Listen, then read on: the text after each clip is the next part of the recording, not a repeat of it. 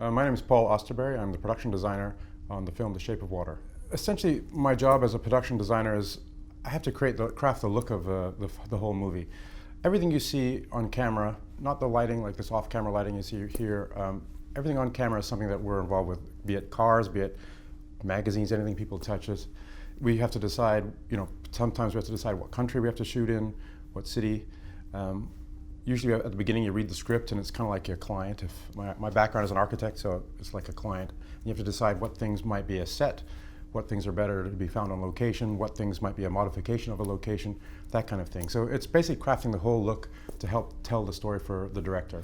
The first thing you do is break it down. I basically list all the locations, be it set, location, or whatever. I don't necessarily decide which is a location or a build, but you break it down to see what different locations there are, what spaces are required to tell the story. Then, you come up with an idea of which ones might be found in a particular place that you are or not, or which ones might have to be fabricated. And then usually you have your meeting with the director and producer, and you see if you hit it off. Sometimes they look at your previous work, sometimes they just want to talk to you about what you think about their particular script and how you might proceed in creating that world to help tell their story. I don't storyboard. The director usually deals with the storyboarding. However, I do put a lookbook sometimes together, or ideas book. We pull references. We all have large reference libraries or the internet, of course. And then sometimes you do sketches. I prefer to do 3D SketchUp models. I'm an architect by background, so I'm pretty good with the three-dimensional world. So it depends what the film is and what things. If it's an invented set, generally you have to do some drawings. But if it's found kind of locations, you often pull together moods and other things that help you describe what your vision is. Yeah, I graduated in Ottawa in Canada in 1989 with a degree in architecture, and ironically I had the RAIC, which is Royal Architectural Institute of Canada, award for the student most likely to succeed in the profession of architecture. Cut to 2 years later, I'd switched over into film because I worked for a couple of years in architecture, and I'd met a bunch of people who worked in independent Canadian film. And I was just curious, my curiosity was piqued, and I kept seeing, I lived in a warehouse district, and there was always these film shoots with a lot of people standing around doing what I thought was sort of nothing. And so I was curious, and so I volunteered in the art department after a couple of years of being an architect, and a job came up a few days later driving a cube truck moving furniture for the set deck department. And it was kind of a good experience because this was non-union, small film, so sometimes I got stuck on set as the on-set props assistant, and the on-set carpenter, on-set painter. And it just allowed you to kind of see what happened and what mistakes might have been done by the art department, or what could have been done better maybe to make it easier to shoot sometimes on sets. So it was kind of a good experience. I did it for only about 8 months or so, and then I decided I realized then that, the people in charge of drawing these sets was where I was most comfortable and my skills were most suited, I was most interested in. So I had to figure out how to join the right guild. Actually, in Canada it's called the Directors Guild of Canada for us, but in America it's the Art Directors Guild. And once I joined, then I had to pound the pavement and try to find, get myself in the door. And basically, my suggestion to anyone who are trying to get into the profession is really just get a job in anything you can get a job in on the film set at all, because you get connections, you kind of see where you might fit in, and it's never, you earn a little bit of money. It's never a bad thing. So on Shape of Water, it was not a very big film at just under $20 million US dollars, and we had 9 people in the art department proper. If people don't understand what the hierarchy is, there's sort of a production designer, and then there's a big team. It's not just me that creates this world. It's a huge team that collaborate together, and the art director or production designer is at the top. Then the art director sort of does all the budgeting and scheduling of all the things for the construction and paint, and then that's a whole team. There's a team in construction and a team in paint, and then there's another side, which is the set decoration team, and that's who are also nominated for BAFTAs in this case, Shane and Jeff, and they have another team too that deal with all the set dressing, and then there's the whole prop department. So set dressing is all the furnishings and everything, and curtains and other stuff you see around. Props are all the hand props that everyone touches, and books and things like that. And then of course we're in charge of picture cars. We have to decide whether or not, and we have to worry about the colors of all these things. The interior color has to work with the costumes, just like the furnishings have to work with the costumes. So even though costumes are not under my sort of department, or we work together. Lewis and I work together right from the very beginning with a color palette. along with Guillermo in this particular case, who's very color centric, very color concerned, and so it's a real coordinated team, and of course the DP has to work with all of us to make sure that he likes our practical lighting and everything. When we work with them to see, in this case Dan Lauston, to see what he would like to help shape his part of the world as well. So it's a real collaborative effort, and we're always conversing back and forth. But ultimately, it starts with the director, and we're always there to serve his or her needs. Guillermo is very, like I said, very color centric. The first day we started with an office. I mean, I had the script a whole year prior to that, even though I wasn't working on it. It was percolating in my mind, at least a rough draft. The first day we met, we basically went through the big color book, and we quickly together we flipped through it all and associated certain colors with certain characters. And one of the main characters is Eliza, Sally Hawkins' character, and her apartment was basically in the aqua hues. She was supposed to be, even when there was no water, it was always meant to feel like she was in this aqua world. The movie opens with a dream, sort of sleeping dream sequence where we go down the hallway and into her apartment, and there's this caustic light flickering through water. It was digital water and done by a dry for wet technique. But after that, once that she wakes up and settles in, for the rest of the movie we still wanted to keep that sort of aqua tone and that feel of being slightly underwater.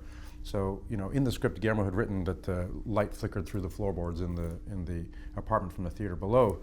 So that ended up being like the flickering light that would come in the dream sequence came from the above, as if it was the sun rippling through the water. And then everything else in there was kind of shaped by water. All the colors were in the aqua blue colors, and our idea for that apartment was that it was Giles's apartment was on one side and hers was on the other, but it was split at one time rudely in the 20s. So there's sort of a Art Deco detailed wall that went between, but on her side was the remnant Victorian wallpaper from the building's history, which was 1890s. And then in that wallpaper, I had Shane sourced out some beautiful wallpaper, hand-printed wallpaper that were in the shape of woodblock scales, so it was like fish scales as a detail that you saw it kind of at eye level. And then everything else was kind of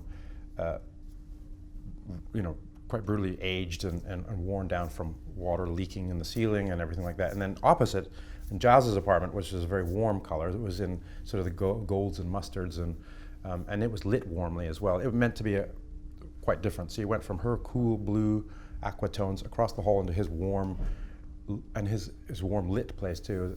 Dan lit his side with sort of this golden hour kind of lighting, and on Eliza's side, it was like always a steel blue kind of color. So it was like a real contrast. But the idea was that, at some point there was a grand room that got cut in half. She ended up in this rundown half, and he ended up in the really crowded half. And he had more means. He must have come from a house. He had a career as an illustrator. She had very little means. There was no art on the walls, nothing like that. And Guillermo had said from the beginning that the walls itself would be like a piece of art. So this is where the heavy aged, patinated walls, that's where that derived from. He'd given me a photograph that he'd found online from an Indian photography exhibit, and it was a real indigo blue wall with heavy aging, with distress on the walls from humidity. And he said, I want one of the walls to be like that.